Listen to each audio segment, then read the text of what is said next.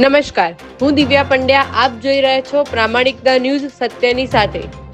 એક નજર આજના મુખ્ય સમાચાર પર. તારીખ 12/12/2024 રોજ CTM 4 રસ્તા પર પૂર્વજોન તરફથી ગેરકાયદેસર બાંધકામ તોડવામાં આવ્યું, જે ખૂબ સારી કામગીરી છે. પણ સૂત્રોના આધારે જાણવા મળ્યું કે ત્યાંના દુકાનદારોને કોઈ પણ જાતની લીગલ નોટિસ આપવામાં આવી ન હતી અને જે પ્રમાણે ગેરકાયદેસર બાંધકામ તોડવાનું કહેવામાં આવ્યું હતું એનાથી વધુ જ તોડી નખાયું છે. તેમજ ગેરકાયદેસર બાંધકામ તોડતી વખતે અધિકારીઓએ પણ ધ્યાન નથી આપતા કે આજુબાજુમાં કોઈના લીગલ બાંધકામને નુકસાન થશે કે કેમ. ત્યાંના દુકાનદારોએ અધિકારી સાથે વાત કરવાનો પ્રયાસ કર્યો તો કોઈ પણ અધિકારી સંતોષકારક જવાબ આપવા તૈયાર ન હતા. આવો સાંભળીએ દુકાનદારો અને અધિકારીઓ વચ્ચે શું વાતચીત થઈ.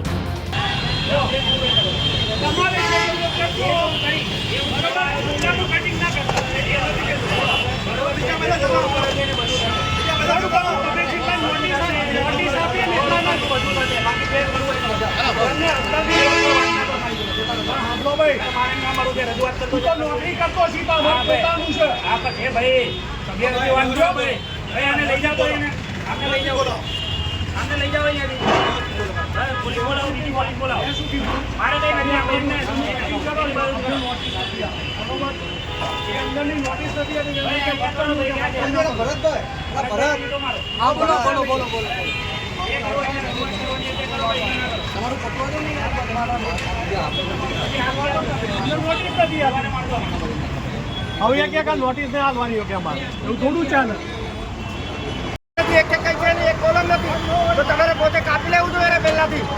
નોટિસમાં ચોખ્ખું લખ્યું હોય પોતાની જાગીરી મુકરવાને નુકસાન થાય. તમારે પોતે આમાં તમે પોતે એક કોલમ તે કઈ છે એક સળ્યો નથી તો પડી જાય ને. હવે હવારી અમે મથી રહ્યા છે તો હવારનું તમારે કાઢી લેવું જોઈએ ને. રાજો દાદા અમારી અધિકારી ફૂલ દાદાગીરી કરે તો આ બધા અધિકારીઓ બે ફાર્મ ગાળો બોલી રહ્યા ટાઈમ નો આપ્યો તો કે સવારનું બોલવાનું કાઢવાનું ચાલુ છે. નોકરી આપીને સવારનું આપણે કરીએ કે બરાબર છે કાઢી લેવું જોઈએ ને ભાઈ. બે હોય બંધ કરાય ને અધિકારીઓનો પણ કોઈ કંઈ સાંભળતું નથી. બંધ કરાય કહું છું, માણસો લઈ ગયો યાર કોઈ નથી નુકસાન બાજુવાળાને કોઈ પણ જાતનું નહીં લેવા દેવા છતાં પણ ગટર કાપવામાં ના આવે અને જો એને નુકસાન થઈ આનું નુકસાન સરકાર ભરપાઈ કરશે.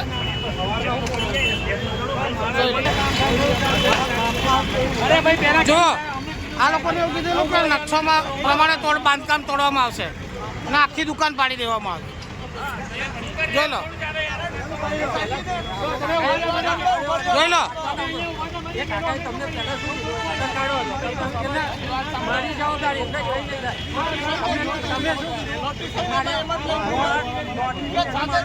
પબ્લિકની તાનાશાહી જો અધિકારીઓ કોઈનું કોઈ સાંભળવા તૈયાર નથી અને ઉપરથી દાદાગીરી કરે છે કે અમે સામાન નહીં કાઢવા દઈએ.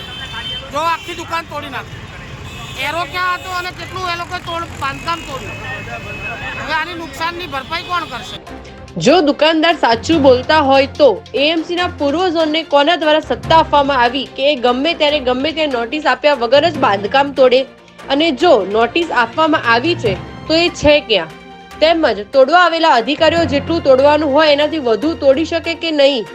ગેરકાયદેસર બાંધકામ તોડતી વખતે જો કોઈ લીગલ બાંધકામને નુકસાન થાય તો એની જવાબદારી કોણ લેશે? એએમસી કે તોડવા આવેલા અધિકારીઓ?